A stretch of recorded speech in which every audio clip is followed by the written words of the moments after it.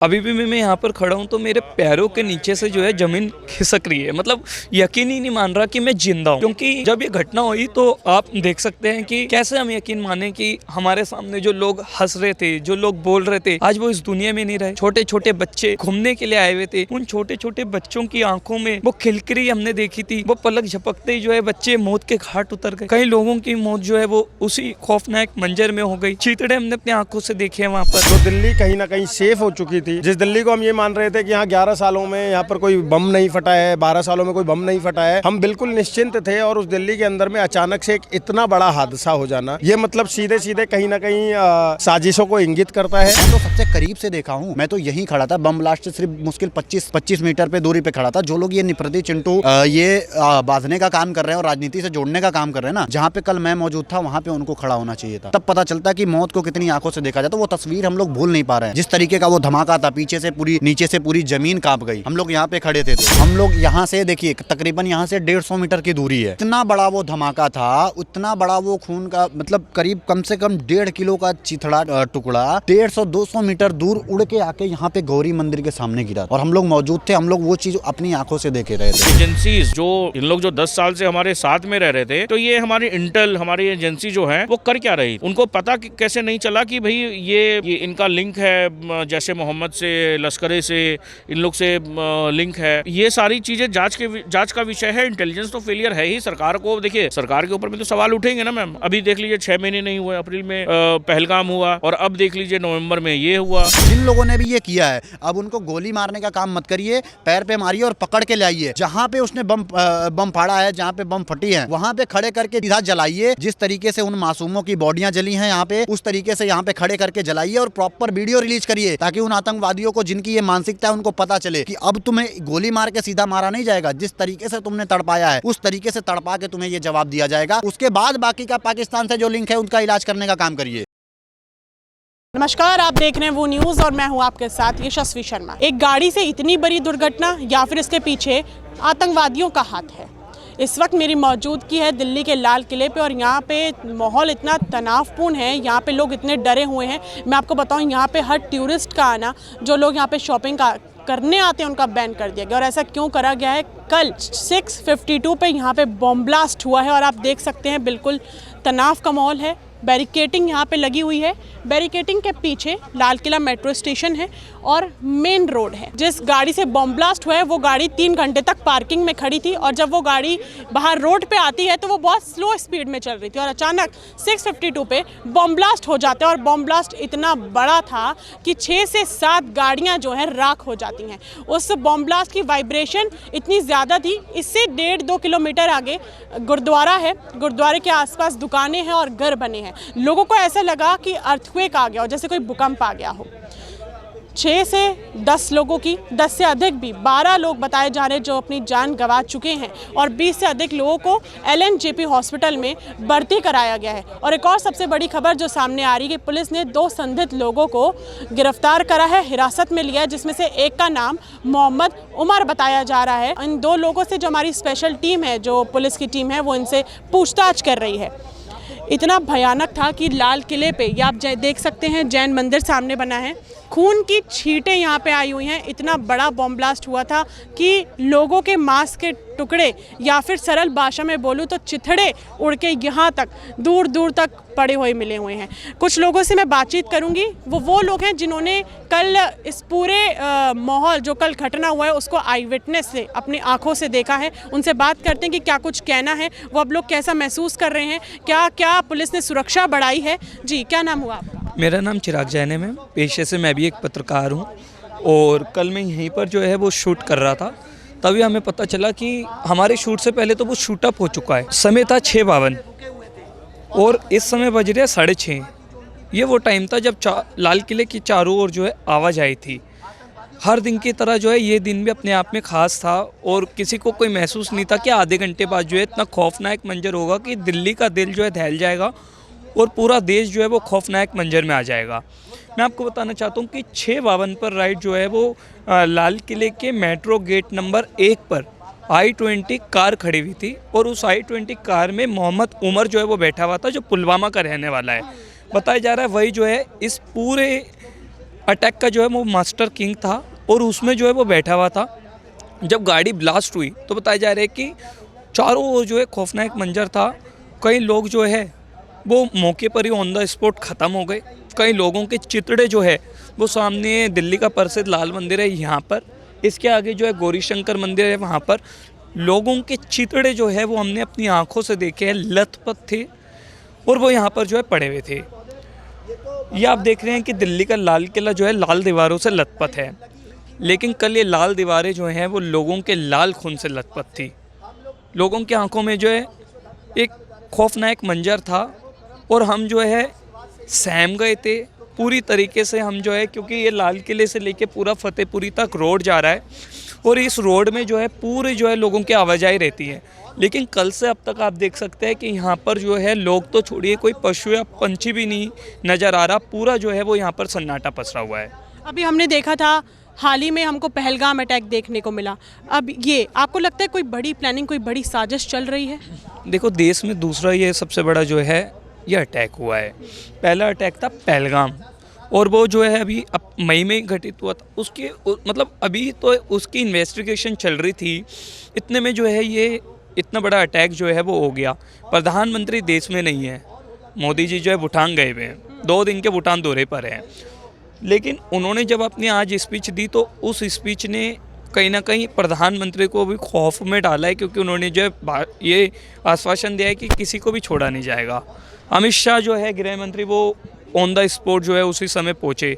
लेकिन मैं आपको एक बात बताता हूँ, जब ये हादसा हुआ तुरंत दिल्ली का पुलिस प्रशासन, फॉरेंसिक डिपार्टमेंट, सुरक्षा एजेंसियाँ, तमाम जो भी सुरक्षा एजेंसी से वो यहाँ पर तैनात हो गई और जितने भी लोग थे उन सबको जो है हमने खुद रेस्क्यू कराया है। रेस्क्यू करा करके पास में LNJP हॉस्पिटल है, वहाँ पर हम लोगों को लेकर गए और वहाँ पर जो है रेस्क्यू करा करके हमने जो है लोगों को वहाँ पर जो है भर्ती करवाया। फिर उसके बाद हमने देखा कि चारों ओर लोग जो है खौफनाक मंजर में है। कोई लाल मंदिर के अंदर घुस रहा है, कोई गौरी शंकर मंदिर जा रहा है, कोई गुरुद्वारे जा रहा है, लोग चीख रहे हैं, चिल्ला रहे हैं। मतलब ये लग रहा था कि अभी तो 10 मिनट पहले सब कुछ शांत था, सब कुछ एकदम ठीक था। पलक झपकते ही ऐसा क्या हुआ कि पूरा देश जो है वो खौफनाक मंजर में आ गया। आपने कुछ देर पहले ही एक लाइन बोली थी, कल का दिन भी बाकी के दिन की तरह खास और अच्छा बीत रहा था, और ऐसा वो इतना अच्छा दिन एकदम ऐसे खौफनाक मंजर में बदल जाता है जिसने किसी ने कल्पना भी नहीं करी थी, सोचा भी नहीं था। अब देख के वो डर लगता है कि अभी आपने बोला 6:52 पे वो समय हुआ, अब 7 बजने जा रहे होंगे, 7 साढ़े 7। रोज़ हर दिन आप अगर यहाँ पे न्यूज़ कवर करने आएंगे, रोज़ वो समय आएगा तो वो खौफनाक मंजर की आपको याद आएगी। मैम, मैं आपको बता रहा हूँ कि अभी भी मैं यहाँ पर खड़ा हूँ तो मेरे पैरों के नीचे से जो है ज़मीन खिसक रही है। मतलब यकीन ही नहीं मान रहा कि मैं जिंदा हूँ, क्योंकि जब ये घटना हुई तो आप देख सकते हैं कि कैसे हम यकीन माने कि हमारे सामने जो लोग हंस रहे थे, जो लोग बोल रहे थे, आज वो इस दुनिया में नहीं रहे। छोटे छोटे बच्चे घूमने के लिए आए हुए थे, उन छोटे छोटे बच्चों की आँखों में वो खिलखिली हमने देखी थी। वो पलक झपकते ही जो है बच्चे मौत के घाट उतर गए। कई लोगों की मौत जो है वो उसी खौफनाक मंजर में हो गई। चीतड़े हमने अपनी आंखों से देखे हैं वहाँ पर। तो मुझे लगता है अपने आप में बहुत खौफनाक मंजर था और देश की सुरक्षा एजेंसियों से बस इतना ही कहना है कि वो लगातार तहकीकात तो कर रही है, जो पूरी साजिश से जुड़े हुए उन लोगों को गिरफ्तार भी किया जा रहा है, लेकिन उन लोगों को क्या विश्वास दिलाया जाएगा जिन्होंने अपनों को खोया है? उन लोगों को क्या कहा जाएगा जो मौत के घाट उतर गए और आज उनके घर वाले जो है वो इस बात को मानने के लिए मंजूर नहीं है कि वो जा चुके हैं। तो ऐसे में बस सरकार से और सुरक्षा एजेंसियों से यही कहना है, क्योंकि मैम ये लाल किला जो है देश की सबसे बड़ी धरोहर है और उसके पास ऐसी घटना हो रही है तो हम लोग कैसे अपने आप को सुरक्षित महसूस करेंगे? वो लाल किला जो आज खून के रंगों से लाल हो चुका है। हमारी टीम भी, हम भी कभी कभी चांदनी चौक आते हैं न्यूज़ कवर करने, जो हम खिलखिलाता चेहरा और जो भीड़, हम जो मुस्कुराहट लोगों के चेहरे पे देखते थे, डिबेट में लोग आते थे, आज वही जगह, वही चांदनी चौक, वही डिबेट का एरिया सुन्न पड़ा है। चारों तरफ मातम है, कोई लोग नहीं। सही बात बोली जा रही, जो लोग आई विटनेस बने हैं ना, वो सही बोल रहे हैं। लोग तो छोड़िए, पशु पक्षी तक यहाँ पे नहीं है, ऐसा मातम बन चुका है। और लोगों से बात करते हैं, यहाँ पे कुछ लोग और मौजूद हैं जो कल इतना बड़ा बॉम्ब ब्लास्ट हुआ उसके आई विटनेस हैं। जी भाई, क्या नाम हुआ? अंशु कुमार। अंशु कुमार, कल आप यहाँ मौजूद थे? बिल्कुल, मैं यहीं पे था। ओल्ड लाजपत राय ये जो मार्केट है गौरी शंकर के अपोजिट, यहीं पे था मैं अपने दोस्तों के साथ में। शॉपिंग करने आया था, यहीं पे था जब ब्लास्ट हुआ। यहाँ पे बहुत ही भयंकर ब्लास्ट हुआ, बहुत भयंकर एक्सप्लोजन हुआ और धुएं का लपेट तो बहुत ऊपर तक गया है। वहीं से देखा कि 10-15 सेकंड तक तो सुन्न हो गया दिमाग कि क्या हुआ है, ये इतना बड़ा लाउड एक्सप्लोजन था। कुछ लोग कह रहे हैं कि ट्रांसफार्मर फटा है, कोई कह रहे हैं कि सीएनजी फटा है गाड़ी का, मगर ट्रांसफार्मर देखिए, ट्रांसफार्मर तो नहीं फटा था। अगर ट्रांसफार्मर फटता तो कुछ लाइट्स जाती, कुछ होता। तो वहाँ से देखा कि एक बच्ची बेहोश हो गई थी, छोटी सी बच्ची, तो उसको उसके परिजन लेके जा रहे थे। फिर थोड़ा सा आगे गए तो देख रहे हैं खून से लथपथ पूरा सब जो आगे थे, खून से लथपथ थे सब कोई।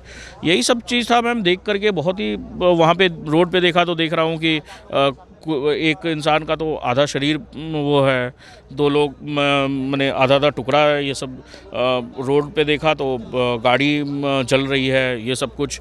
तो यही सब कुछ है देखने को मिला। मैं ये समझता हूँ कि ये जांच का विषय है कि ये जो हुआ है, ये जो घटना, ये जो घटना हुई है, ये इसको कहीं और कुछ बड़ा होने वाला है, उसे डाइवर्ट करने के लिए ये घटना हुआ है, क्या हुआ है।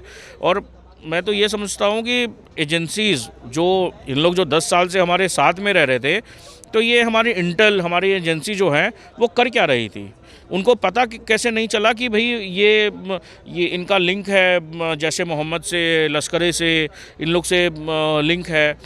तो ये सारी चीज़ें जांच का विषय है। इंटेलिजेंस तो फेलियर है ही। सरकार को देखिए, सरकार के ऊपर भी तो सवाल उठेंगे ना मैम। अभी देख लीजिए 6 महीने नहीं हुए, अप्रैल में पहलगाम हुआ और अब देख लीजिए नवंबर में ये हुआ। ये सारी चीज़ें करने वाला कौन? आप देखेंगे अनंतनाग से ये पुलवामा से ये लिंक आ रहा है। ये सारे जो हैं डॉक्टर्स हैं, इंजीनियर्स हैं, प्रोफेसर हैं। गुजरात की बात आप कर रहे हैं? गुजरात का बात कर रहा हूँ। प्रोफेसर हैं, इन लोग एक राइसिन जो ये होता है, ये बनाना था। इन लोग ये बनाते, अगर ये बनाएंगे और अगर कोई इंसान खा भी ले उसको, कोई पानी के माध्यम से, कोई प्रसाद के माध्यम से, या कैसे भी करके, मुंबा देवी मंदिर में मुंबई का जो है वहाँ पे बोल रहा था कि महाप्रसाद में मिलाने का ये था।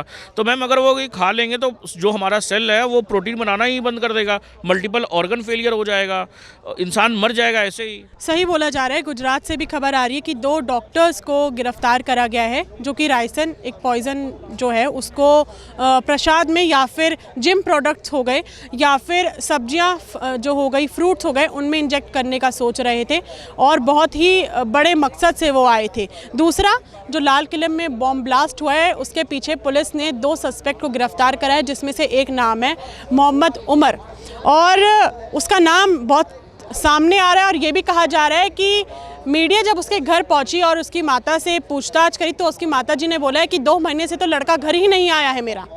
वो 2 महीने से क्या कर रहा था? क्या वो 2 महीने से ये लाल किले में बॉम्ब ब्लास्ट करने की प्लानिंग कर रहा था? जैसे बड़ी बॉम्ब ब्लास्ट करने की वो तैयारी कर रहा था। और लोगों से बातचीत करने की कोशिश करते हैं, हमारे साथ और लोग जुड़े हैं। जी, क्या नाम हुआ? इंद्रेश द्विवेदी। इंद्रेश जी, आप कल यहाँ मौजूद थे, कल क्या माहौल था? क्योंकि मैं भी जब ये सब सुन रही हूँ तो अभी भी मेरे रोंगटे खड़े हो रहे हैं। मैम लकीली कल मैं यहाँ पर मौजूद नहीं था, लेकिन मैं अक्सर यहाँ पर आता हूँ। अक्सर हम लोग गौरी शंकर मंदिर में दर्शन करने आते हैं, कई बार डिबेट्स के लिए आते हैं। कल लकीली मैं यहाँ पर नहीं था, लेकिन मेरे कई सारे जानकार लोग यहाँ पर थे जिन्होंने बताया कि जो धमाका था वो बहुत ही मतलब वो था। और दूसरी चीज़, मेरा ऑफिस दरियागंज में है, तो वहाँ पर भी जो दुकान वाले हैं उनका कहना ये है कि धमाका इतनी तेज़ था कि आवाज़ वहाँ तक गई थी। तो अगर दरियागंज में यहाँ से देखूँ तो लगभग 1.25 से 1.5 किलोमीटर की दूरी पर है। तो आप सोच सकते हो कि धमाका किस लेवल पे रहा होगा कि अगर 1.5 किलोमीटर या 1 किलोमीटर के दायरे में आवाज़ गूंज रही है। और जो हमने विजुअल्स भी देखे हैं, मतलब रात में नींद भी नहीं आ रही थी उन विजुअल्स को देखने के बाद में। ऐसा लग रहा था कि यार ये क्या ही हो गया, अगर मैं भी वहाँ पर होता क्या पता मेरे साथ भी हो सकता था। बहुत सारी चीज़ें मन में सवाल उमड़ रहे थे। और जो दिल्ली कहीं ना कहीं सेफ़ हो चुकी थी, जिस दिल्ली को हम ये मान रहे थे कि यहाँ 11 सालों में यहाँ पर कोई बम नहीं फटा है, 12 सालों में कोई बम नहीं फटा है, हम बिल्कुल निश्चिंत थे। और उस दिल्ली के अंदर में अचानक से एक इतना बड़ा हादसा हो जाना, ये मतलब सीधे सीधे कहीं ना कहीं साजिशों को इंगित करता है। जांच का विषय है, नो डाउट कि एजेंसियां हमारी सक्षम है, वो जांच करेंगी। लेकिन हमें एक चीज़ समझना पड़ेगा, अभी परसों हरियाणा के अंदर से 2900 kg मतलब लगभग 3 टन अमोनियम नाइट्रेट और ये सारी चीज़ें मिलती है, आरडीएक्स मिलता है। और उसके बाद में कल यहाँ पर ब्लास्ट हो जाता है लाल किले पे, जो सबसे भीड़ भाड़ वाला एरिया है। कि आप यहाँ पर देखेंगे तो नॉर्मली ट्रैफिक जब जाता है तो बहुत स्लो जाता है। तो ऐसी जगह पर मुझे लगता है कि कहीं ना कहीं, ये मेरा अपना व्यक्तिगत मत है कि आतंकवादी घटना ही है और उन लोगों ने ये सोच कर कि यहाँ पर करेंगे तो थोड़ा ज़्यादा नुकसान होगा और थ्रेट ज़्यादा जाएगी, दैट्स वाई उन्होंने यहाँ पर किया होगा। ये जांच का बहुत तगड़ा विषय है और मुझे लगता है कि गृह मंत्रालय से लेकर तमाम एजेंसियाँ उसमें कैपेबल है कि दोषियों को तो नहीं बख्शा जाएगा। मोदी जी ने भी आज बोला कि दोषी नहीं बख्शे जाएंगे, बट अगेन एक क्वेश्चन आता है कि ये इतना ज़्यादा चाहे अमोनियम नाइट्रेट हो या RDX हो, ये किस तरीके से आ जाता है। जो लोग बोलते हैं कि कैसे आ रहा है कैसे आ रहा है कैसे आ रहा है, आप देखिए कनेक्शन कहाँ पर है। लोग बोलने से क्यों डर रहे हैं मुझे समझ में नहीं आ रहा है। अभी भी जब ये हमला हुआ है इसमें जो लोग शामिल हैं उन सबके नाम आपको पता है।